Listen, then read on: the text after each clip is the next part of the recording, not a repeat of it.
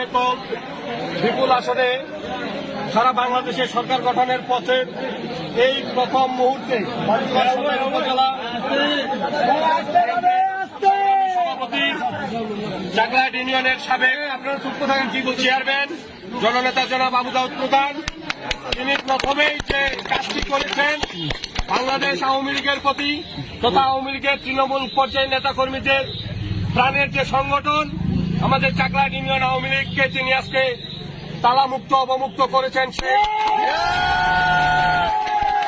যারা এই দেশটাকে পাকিস্তান বানাতে চেয়েছিল, যারা বাংলাদেশের স্বাধীনতার পক্ষের প্রতিটি দলকে নিশ্চিহ্ন করার চিন্তা ভাবনা করে বাড়িতে অফিসে হামলা করে বন্ধ করে রেখেছিল, সেই অফিস আজকে প্রথমেই তিনি চাকলাহাট ইউনিয়ন আওয়ামী লীগ অফিস অবমুক্ত করলেন।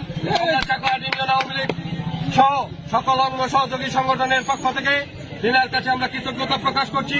সেই সাথে আগামী দিনে যে কোনো মিছিল মিটিং আন্দোলন সংগ্রাম স্বাধীনতার সপক্ষের সকল উন্নয়নের ক্ষেত্রে আমরা না আওয়ামী লীগ না বিএনপি না জাতীয় পার্টি সকলে ঐক্যবদ্ধ হয়ে স্বাধীনতা বিরোধীদের পক্ষে থাকবো এবং